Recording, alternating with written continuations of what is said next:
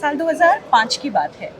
आप कहीं गा रही थी, कुछ रिकॉर्ड कर रही थी शायद, तो जो मैंने पढ़ा उसमें यह है कि आप राम भगवान को लेकर कोई गाना गा रही थी, जहाँ पर आपको उससे वो गाना चेंज करने को कहा गया, बदलने को कहा गया।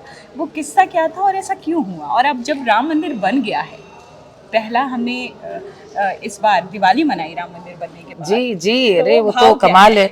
असल में सबसे बड़ी बात ये है कि आज के समय में इस तरह की बात आप लोगों को बताएं तो लोगों को बड़ा आश्चर्य होगा। हाँ। आज की पीढ़ी को कि ऐसा भी कोई समय था, इस पर क्या आपत्ति होगी? यकीन करना मुश्किल है, लेकिन इन लोगों को ये इसलिए समझ में आ जाना चाहिए कि राम मंदिर का निर्णय भी तो इन लोगों ने इसीलिए लटका के रखा था, वरना राम मंदिर पर निर्णय भी तो कब का आ गया होता। कहीं ना कहीं किस बात का विरोध था? अपने इष्ट से। तो मैं गाती हूँ, बहुत आरंभ से हमारे यहाँ तो बच्चे का जन्म हो तो राम का सोहर गाया जाता है, राम की बधाई गाई जाती है। और मेरी रिकॉर्डिंग थी, दूरदर्शन की बात है, दिल्ली दूरदर्शन, और वहाँ पे रिकॉर्डिंग थी। रिकॉर्डिंग में जो चैता गा रही थी मैं, फाग का महीना था और उसमें चैती थी कि अरे लिहले जन्म रघुरैया हो रामा, लिहले अयोध्या में, लिहले जन्म रघुरैया। उसमें आगे बड़ा सुंदर है, पिता दशरथ और माता कौशल्या, अरे भरत लखन शत्रुभाई हो रामा, लिहले अयोध्या में, लिहले जन्म रघुरैया। और तुरंत मुझे ऊपर से, पुराने जमाने की जो आपको स्टूडियोज पता है, जैसे ये आपका है, तो वो ऊपर से रिकॉर्ड करते थे, टेक्निकल टीम ऊपर रहती थी, हमारे पास सिर्फ म्यूजिशियंस और कैमरामैन होते थे। तो ऊपर से इन्होंने कहा, कैमरामैन ने कहा बस रुक जाइए, क्योंकि उतनी तकनीक सक्षम नहीं थी। 20-21 साल पहले तो मैं रुक गई, मुझे लगा कि कहीं टेक्निकल हिच कुछ हुआ है। तो उन्होंने ऊपर से कहा कि आपको एक और गाना गा सकती है। मैंने कहा क्यों? क्योंकि मुझको इतना पता था कि इसमें कुछ बेसुरा नहीं हुआ है, कोई बेताला नहीं हुआ, और इसमें बड़ा प्रासंगिक है, सामयिक है इस समय, क्योंकि चैती में हमारे यहाँ तो राम जन्म गाया जाता है, क्योंकि चैत में राम जन्म है। लेकिन उन्होंने कहा नहीं, बस वो ये कह रहे कि आप बदल दीजिए, कुछ और गाइए। तो मैंने कहा चैती से आपत्ति है? मेरे दिमाग में ही नहीं आया कि कुछ और भी वजह हो सकती है। तो उन्होंने कहा नहीं, चैती आप बदल दीजिए, दूसरी चैती गाइए। तो हमारे जो साथी संगतकार थे उन्होंने कहा कि वो वही ठैया गा दीजिए, मुतिया ही रैले गा दीजिए, या चैत माँ से चुनेरी रंगा दीजिए, कुछ भी गा दीजिए।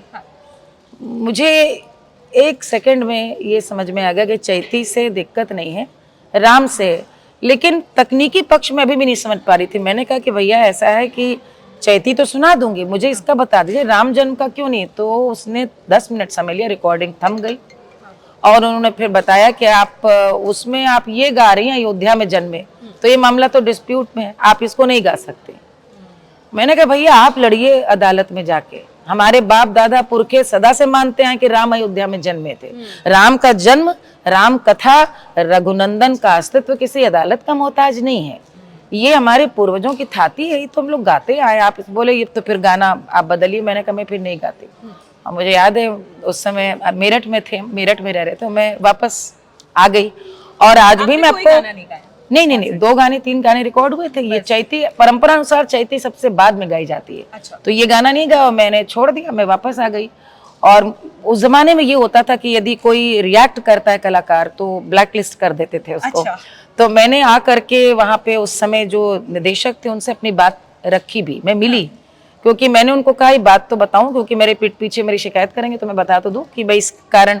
उन्होंने सुनी पूरी बात, लेकिन उन्होंने कहा अच्छा I will look into this, और चाय पीजिए और आप फिर जाइए। तो उन्होंने बिल्कुल कोई बीच में पढ़ना ही नहीं चाहा, और मुझे समझ में आ गया कि वो भी कोई वो नहीं रखा, नहीं लेना। मैं जब लौट कर आई तो मैंने घर में भी बताया, तो ऐसे लोगों की कमी नहीं थी जो बोले तो ऐसे क्या अड़ना, ऐसे क्या उलझना, और वो बात वहीं की वहीं रह गई। इतने सालों बाद मुझे याद है जब ये बात चलती थी कि बहुत ज्यादा कलाकारों को रोका जा रहा है, दबाया जा रहा है, अभिव्यक्ति की स्वतंत्रता को रोका जा रहा है, मोदी सरकार के बारे में कहते थे। तब मैंने एक टीवी चैनल के ही पैनल डिस्कशन में कहा कि भैया मैं बैठी हूँ, मुझसे पूछो, अभिव्यक्ति की स्वतंत्रता और अभिव्यक्ति का गला घोटना क्या होता है।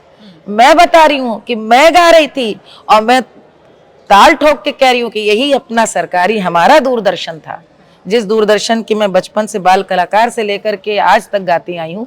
वहां पे राम अयोध्या में जन्मे इस पे कहकर आपत्ति की गई। तो अभिव्यक्ति की अब यह है कि उस समय ट्विटर नहीं था, उस समय कोई ऐसा प्लेटफॉर्म नहीं था कि आप जाकर ये बात कहें। आज तो आप लाइव कर सकते हैं, बोल सकते हैं। उस समय जो खुल के गा भी सकते हैं। तो ये कहीं ना कहीं प्रभु की लीला है। जैसे भगवान राम को भी 14 वर्ष का वनवास तो मिला ना, तो ये वो भी मेरे लिए भी ये दिन, वो दिन जब रामलला के सामने गाया राम का जन्म सोहर, वो भी कहीं ना कहीं उसी की एक पूरी मुझे लगता है पूर्ति थी कि उतनी प्रतीक्षा मुझे करनी थी।